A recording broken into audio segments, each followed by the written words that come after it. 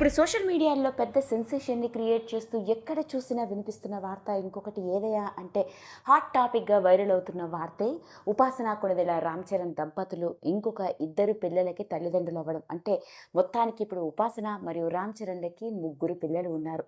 ఈ జంట ముగ్గురు పిల్లల తల్లిదండ్రులు ఇప్పుడు. అయితే ఇలాంటి నేపథ్యంలోనే ఉపాసనకి సంబంధించిన విషయాలు, రామ్ చరణ్కి సంబంధించిన విషయాలు కూడా నెట్టింట్లో ఆసక్తికరంగా మారాయి. మరోపక్క మెగాస్టార్ చిరంజీవి గారు కూడా స్వయంగా మీడియా ముందు ఆనందాన్ని అభిమానులతోనూ సన్నిహితులతోనూ అందరితో పంచుకున్నారు.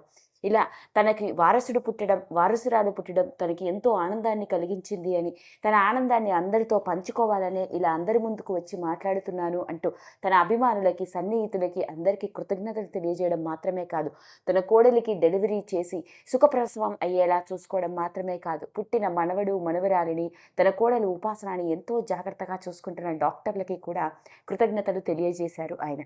మరి ఇలాంటి నేపథ్యంలోనే ఎన్నో రకరకాల విషయాలు వైరల్ అవుతూ ఉన్నాయి. అయితే మరి ఉపాసన తన మొదటి కూతురు క్లింకార విషయంలోనే ఎన్నో సంచలనాత్మకమైన నిర్ణయాలు, పుట్టకముందే ఆమె ఆలోచించి పెట్టుకున్న కొన్ని విషయాలు, పుట్టిన తర్వాత కూడా తన కూతురు విషయంలో ఎన్నో రకరకాల నిర్ణయాలు, ఎన్నో జాగ్రత్తలు తీసుకోవడం, ముఖ్యంగా డిజిటల్ మీడియాకి దూరంగా ఉంచుతూ తన కూతురు ప్రైవసీ ఎక్కడా దెబ్బతినకూడదని ఇంతవరకు తన కూతురు మొహాన్ని చూడనీయకుండానే ఉంచేసింది.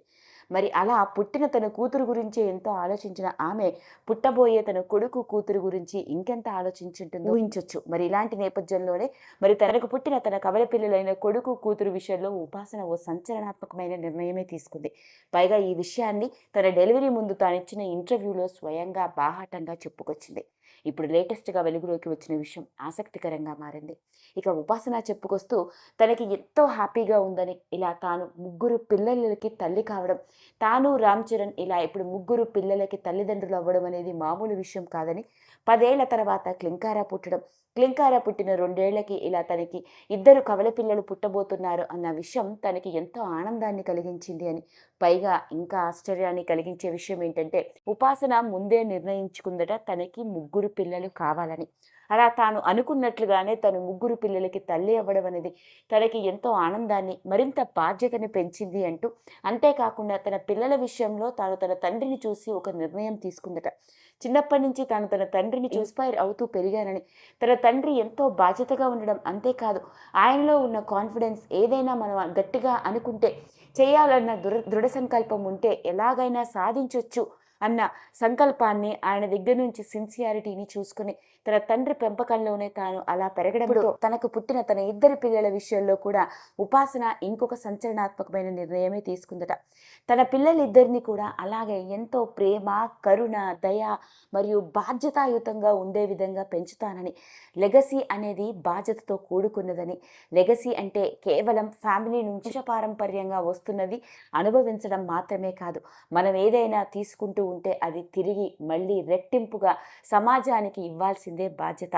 అలా నా పిల్లలందరినీ అంతే బాధ్యతాయుతంగా, ఎంతో ప్రేమ, కరుణ, దయ, చుట్టూ ఉన్న వారితో ఎంతో ప్రేమగా ఉండే విధంగా మనం ఎంతైతే తీసుకున్నామో దానికి మరింత రెట్టింపు ప్రేమని తిరిగి సొసైటీకి ఇచ్చే విధంగా పెంచాలని నిర్ణయించుకున్నాను అంటూ ఉపాసన తానిచ్చిన ఇంటర్వ్యూలో చెప్పుకొచ్చింది.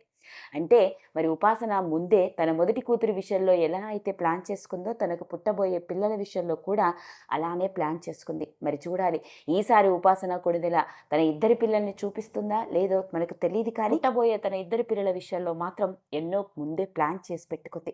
మరి అలా ఒక మచ్చు తునక తానిచ్చిన ఇంటర్వ్యూ ద్వారా వెలుగులోకి రావడంతో పిల్లలు పుట్టిన తర్వాత ఇప్పుడు ఈ వార్త ఇంకొకసారి నెట్టింట్లో వైరల్ అవుతోంది.